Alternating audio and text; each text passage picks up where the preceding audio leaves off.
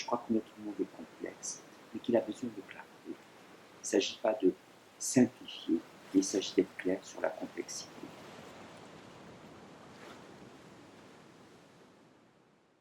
Après le baccalauréat, j'ai commencé des études généralistes de lettres.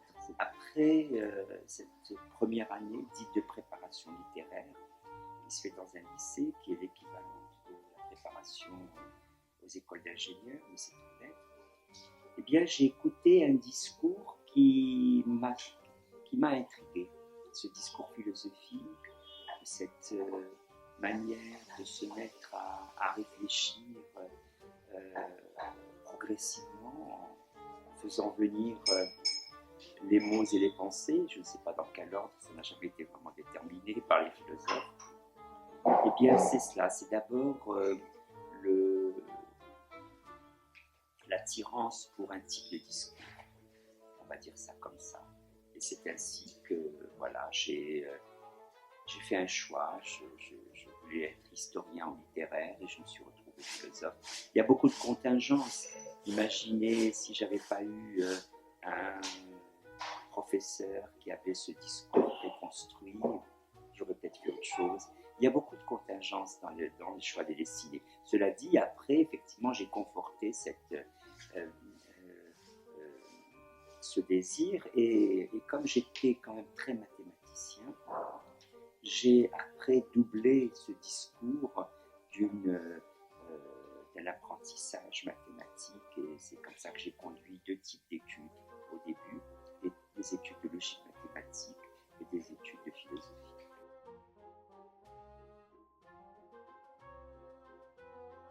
La rigueur, la précision et jamais la certitude. La rigueur, c'est-à-dire de quels sont les présupposés, quels sont les principes sur lesquels on conduit un discours, et la précision, c'est-à-dire avoir un discours toujours référencé, donner ses sources, ne pas les masquer, et jamais la certitude, parce que la certitude, la soif des certitudes est quand même quelque chose de pathologique. Il vaut mieux être précis que certain. Et moi, j'ai beaucoup appris auprès des médecins. Je travaille avec eux depuis maintenant 8 ans, au Comité consultatif national d'éthique, et eux, ce sont des gens qui doutent, parce qu'ils savent que 10% du savoir médical est obsolète tous les 2 ans. Ils savent qu'il y a toujours un apprentissage, que les cas sont complexes. Et en fait, essayer d'être clair sur la complexité, mais ne pas schématiser, simplifier jusqu'à la caricature. Je crois que notre monde est complexe, mais qu'il a besoin de clarté. Il ne s'agit pas de simplifier, mais il s'agit d'être clair sur la complexité. Et effectivement, c'est ça pour moi les qualités de quelqu'un qui se dit philosophe, c'est rigueur, précision et référence, respect des sources.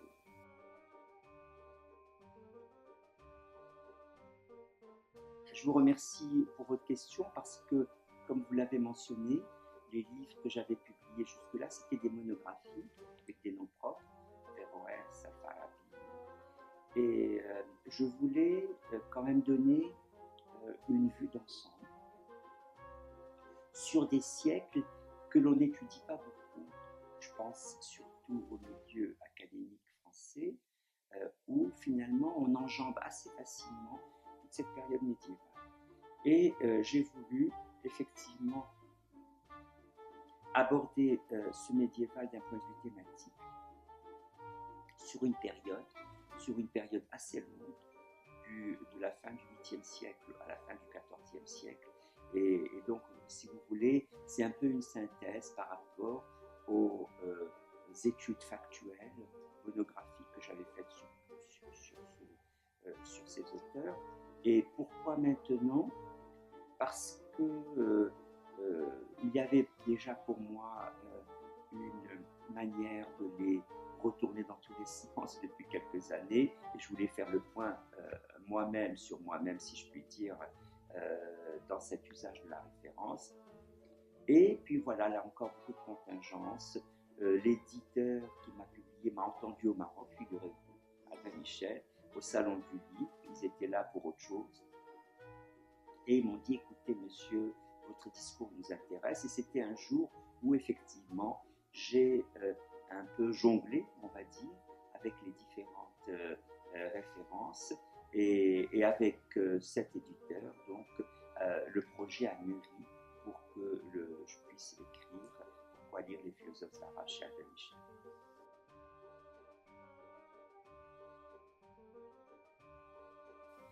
Écoutez, moi, je vais citer Roland Barthes, non pas parce qu'il m'a influencé, mais parce qu'il dit qu'il faudrait substituer à l'influence la référence. Voilà. Et donc, j'ai des références, mais l'influence, vous savez, on ne sait jamais, c'est un concept un peu flou, justement. Mais la référence, alors, moi, je disais tout à l'heure que j'ai commencé par la logique. Il y a un logicien très peu connu que dont le nom commence par la lettre F, mais quand vous allez dans une bibliothèque ou dans une librairie F, vous voyez Foucault en philosophie, et vous ne voyez pas Frege. Gottlob Frege, j'ai consacré 20 ans d'études à Gottlob Frege, qui est un logicien allemand du 19e siècle, qui a été donc la partie importante de ma première thèse et de mon habilitation. C'est un logicien qui voulait logiciser l'arithmétique. C'est un petit peu complexe, mais en un mot, au moment où à la fin du 19e siècle, on essayait de donner des axiomatiques sur les entiers naturels, lui a dit, eh bien, à chaque fois que vous comptez, à chaque fois que vous avez des propositions arithmétiques, à chaque fois que vous dites 2 plus 2 égale à 4, vous mobilisez des notions logiques. L'arithmétique est de part en part une logique. Ça m'a fasciné parce que la logique s'occupe des lois de la pensée, s'occupe des grands principes, et donc finalement, penser, argumenter sont explicités par le calcul. Alors ça, c'était fascinant pour moi. Et effectivement, Frege, il y a toute une mouvance des logiciens dits contemporains, mais c'est entre donc, la fin du 19e et tout le long du 20e. Bertrand Russell, Wittgenstein. Wittgenstein continue à beaucoup m'accompagner aujourd'hui. Et vous savez, c'est via cette logique-là, cette logique contemporaine, que je me suis intéressé à l'histoire de la logique. Et c'est comme ça que j'ai été vers le médiéval. Non pas que j'ai de spécialité, moi je ne considère pas que ce soit de spécialité, mais la logique est intéressante par rapport à sa propre histoire. C'est comme ça que je me suis lancé dans les études d'Averroès longtemps. Donc le palmarès, c'est Frege, Russell, Wittgenstein, Averroès. Et puis, j'ai ajouté Montaigne. Nous sommes en train de parler en français. Tous ceux que j'ai cités ne sont pas des philosophes français. Et j'ai mis beaucoup de temps à me sentir légitime de parler d'un philosophe français. C'est incroyable. C'est-à-dire que j'ai toujours vécu en France, enfin toujours non, depuis l'âge de 18 ans, mais il a été beaucoup plus facile pour moi en France d'aller vers des références anglo-saxonnes, allemandes, arabes, que vers la référence française. C'est comme ça, le parcours est un peu bizarre, mais Montaigne est arrivé finalement sur le tard, et maintenant lui aussi m'accompagne beaucoup. Quand je vous disais que c'était la référence qui comptait, c'est qu'en fait, ces philosophes, chaque jour, je pense à quelque chose qu'ils ont un peu manié, et donc finalement, j'espère me les avoir incorporés, et c'est cela qui est absolument fascinant.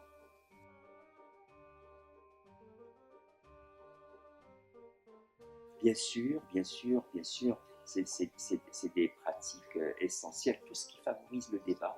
Vous savez, moi je fais des conférences régulières à Rabat et à Casa, toutes les fins de mois, à la Villa des Arts, et je vois combien il y a un besoin, une volonté de débattre de questions diverses, contemporaines, d'enjeux religieux, politiques, socio-économiques.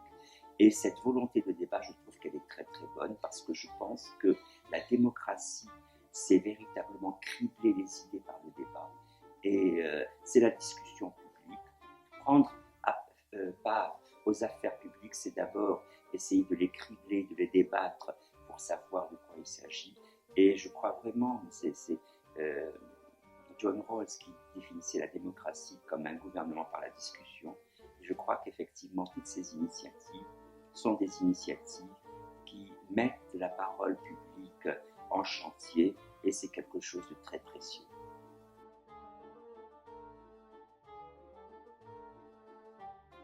Comme je disais tout à l'heure, l'influence, le conseil, tout ça, c'est un peu difficile, mais toute, comment dirais-je, toute initiative qui leur permette d'avancer dans un débat est bonne. Je n'ai pas de référence particulière à donner. Là, non, parce que vous savez, les entrées aux problèmes philosophiques sont diverses. Vous savez, je ne suis pas un gourou, voilà. Je ne suis pas un gourou, je ne suis pas quelqu'un qui prescrit, je ne suis pas un médecin qui fait des ordonnances, donc je ne peux vraiment pas répondre de manière satisfaisante à cette question. En revanche, toute personne qui, même de manière aléatoire, arbitraire, arrive dans une bibliothèque, prend un livre, le feuillette, entre dedans, ou bien si le livre lui tombe des mains, c'est que c'était pas ça, et il faut essayer un autre. Il y a quelque chose de l'ordre comment dirais-je, de la pure contingence. On se promène dans une bibliothèque, dans une librairie, on est attiré par tel ou tel point, et bien il faut essayer de voir. Et puis quand même, il reste une chose importante, quand on veut en faire non pas sous la forme d'une pratique informelle, comme vous avez dit, et si on veut formaliser les choses, là il faut quand même véritablement aller dans une université parce qu'il y a des aspects techniques qu'il faut maîtriser. La philosophie, vous savez, c'est pas un discours mondain, c'est pas un discours creux, ce n'est pas un pot pourri de sagesse, non. C'est véritablement des études techniques, et il y a un apprentissage de l'argumentation. Et cet apprentissage de l'argumentation se fait quand même de manière, j'allais dire, rigoureuse dans un milieu académique.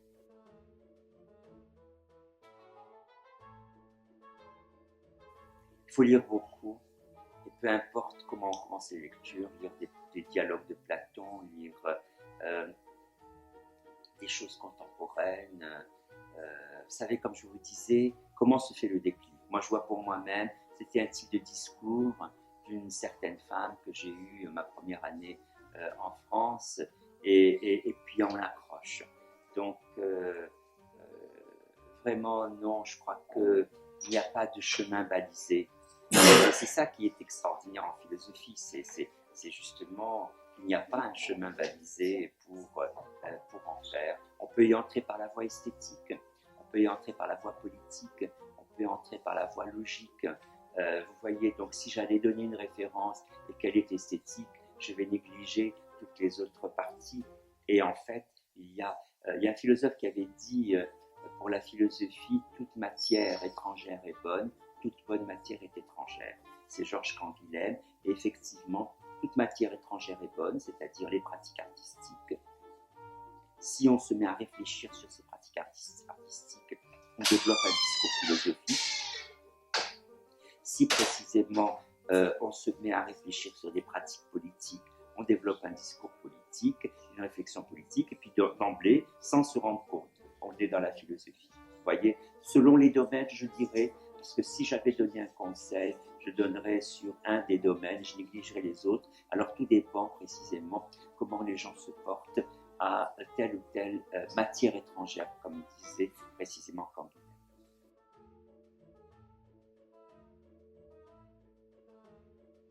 La philosophie est un outil, c'est un outil qu'il faut mixer. Alors, je venais de dire tout à l'heure avec Canguilhem, toute matière étrangère est bonne, c'est-à-dire précisément si la philosophie, sans a priori, regarde tous les discours et essaye de faire une analyse transversale, alors de ce point de vue-là, oui, la philosophie véritablement est un bon outil, une bonne aide pour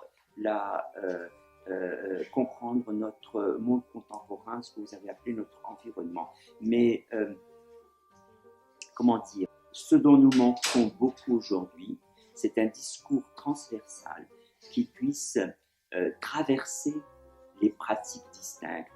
L'éthique traverse le droit, la médecine,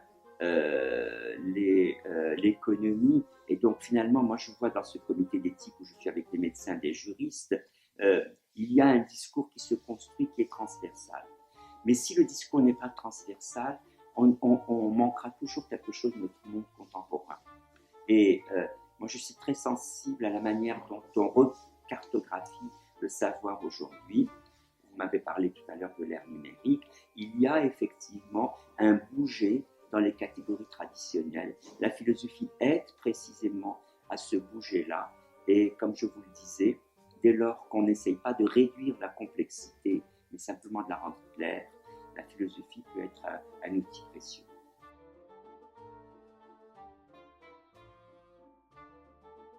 Ah, c'est une jeunesse extraordinaire, c'est une jeunesse très inventive, c'est une jeunesse qui veut apprendre, qui a une soif d'apprentissage extraordinaire, qui veut se connecter au maximum, qui ne veut pas le cloisonnement, qui veut qu'on lui donne ses chances, qu'on croit en elle, elle le mérite comme toutes les autres jeunesses, et on peut quand même regretter que beaucoup de responsables tournent le dos à cette jeunesse.